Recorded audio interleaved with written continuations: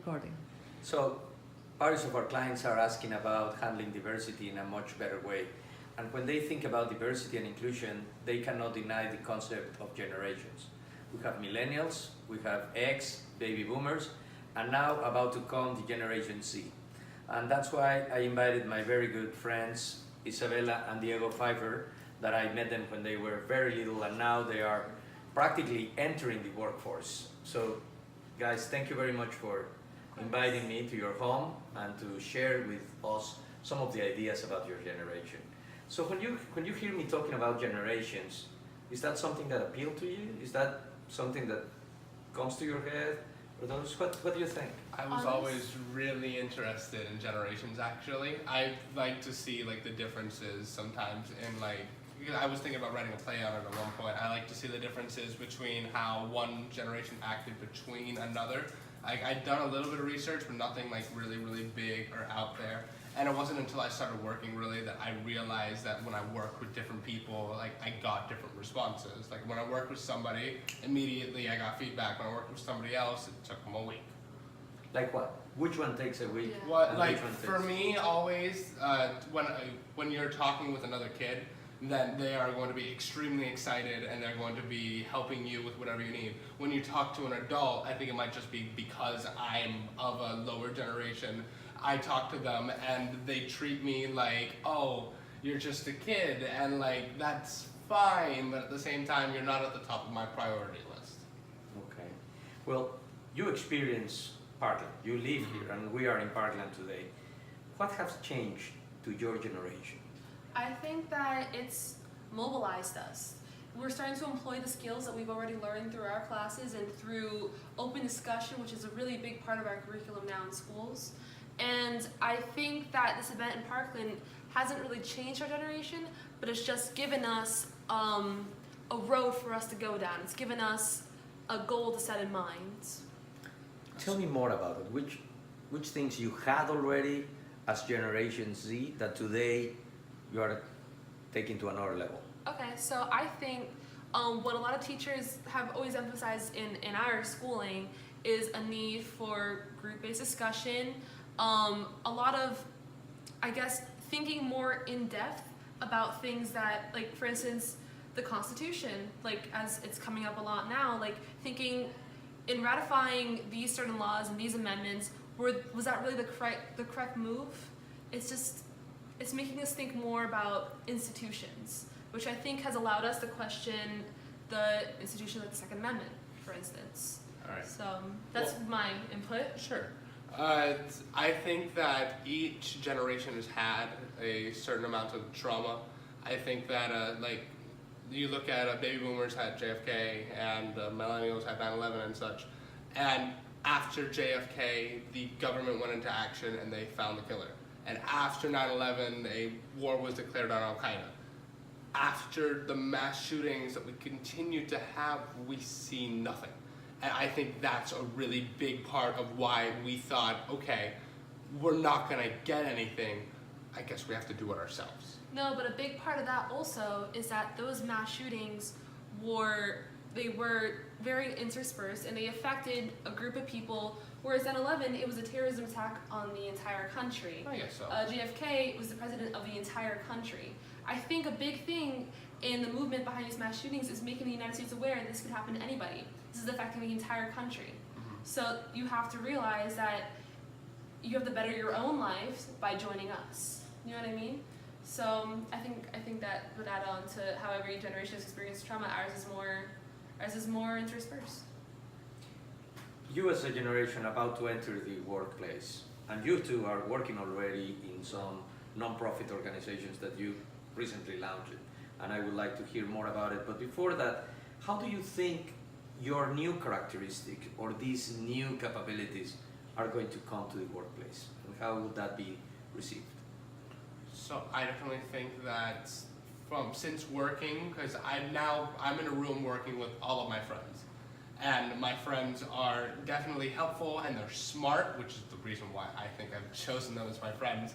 And at the same time, though, they're my friends. They're like, we have fun together. We enjoy each other's company, and we created this business specifically so that we could help each other in each other's endeavors to move forward.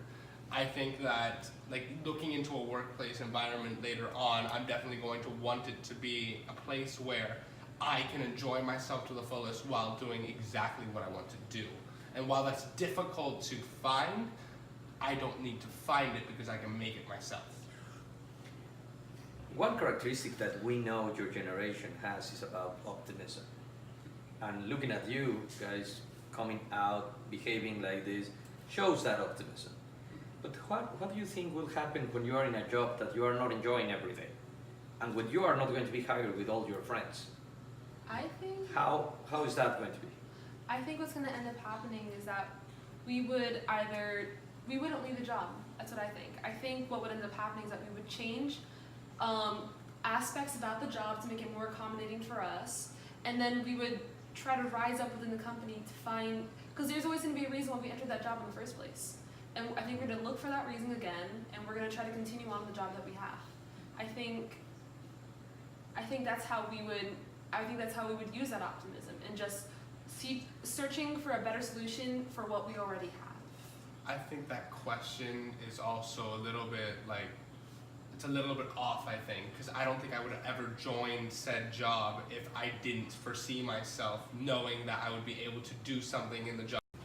On that thought, Diego, when you were talking about the perfect job and looking for the right environment, some of the characteristics that we heard about the Generation Z, other calling progress generation, other mass shooting generation, all these changes is about team, about working as a team. You're very much independent. How do you see operating there? And Diego, if you share your views, and I would like to hear yours as well.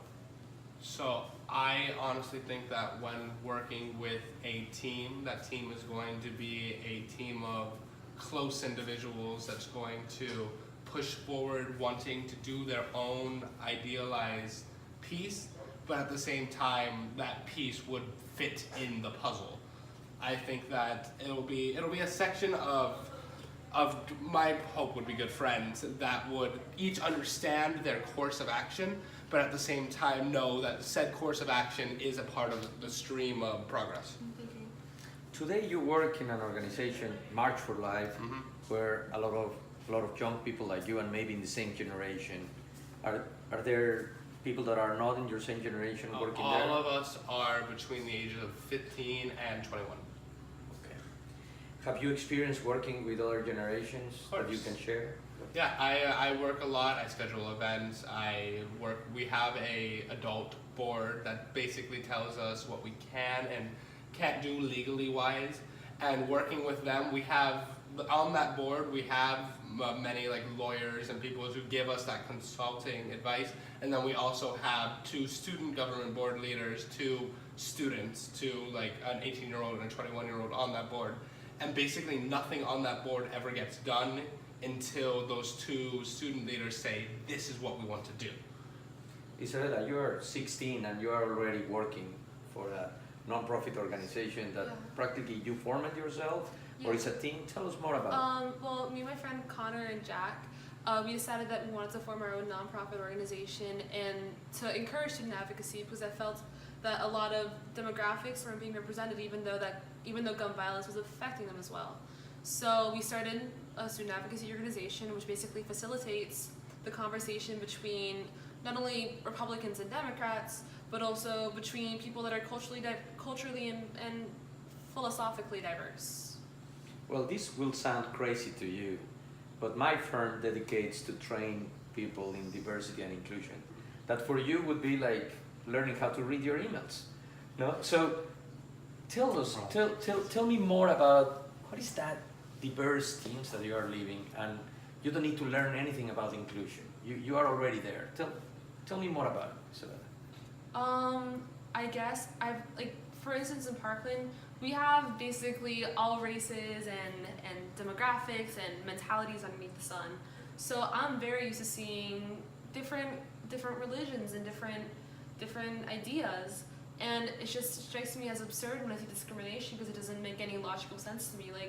Like beneath our skin, like we're all the same people, and we're all the same human. We're all the same. We made of the same material, and especially when I see discrimination in let's say school, since I'm not in the workplace yet, it strikes me as insensible, just because I think it's the mind that matters, and if people are able to do their work well, that's how they should be judged, not on the color of their skin or the thoughts that they possess, or the thoughts that they, in their religion, let's just say.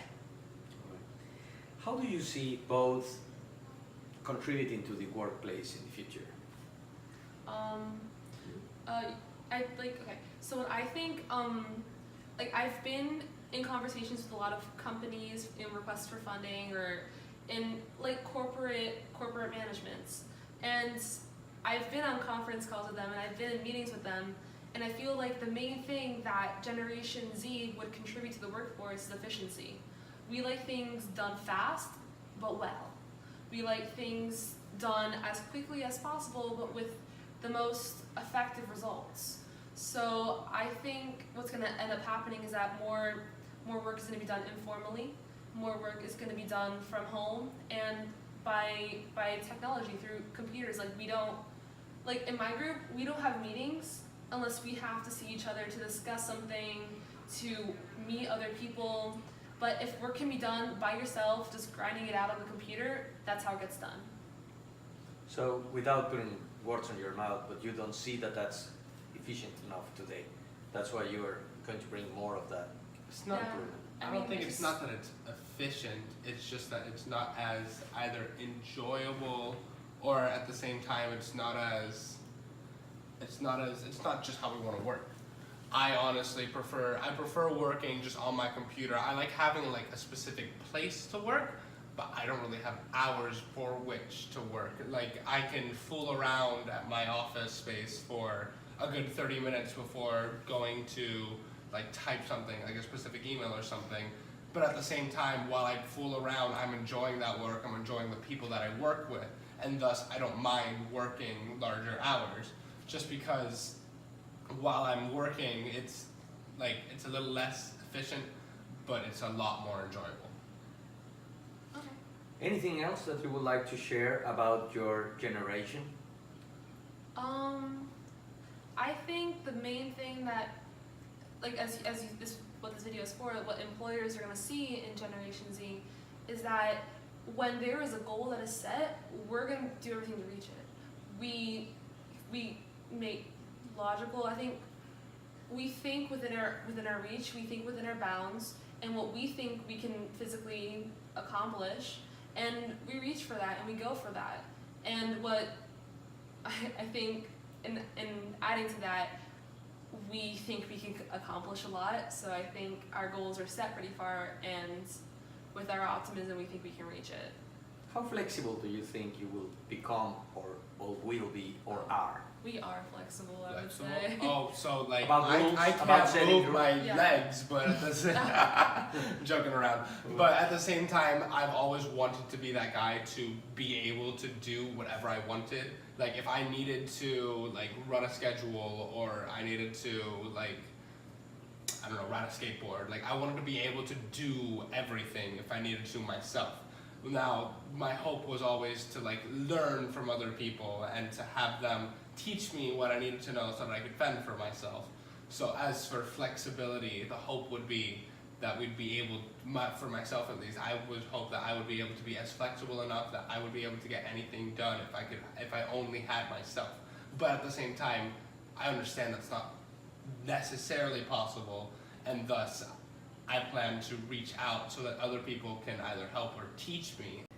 So I'm listening to very good thoughts during these conversations, or things that about your characteristics on the face-to-face, that we thought you were always more in your computer, that you are now enjoying the face-to-face. I'm listening different ways of learning, also a tolerance factor, and I love the way you describe the way that you live diversity and inclusion. So definitely your optimism and your vision is contagious. So I'm very proud to be with you guys and congratulate you for the things that you are doing. And for our friends and clients, please stay tuned. And if you want to share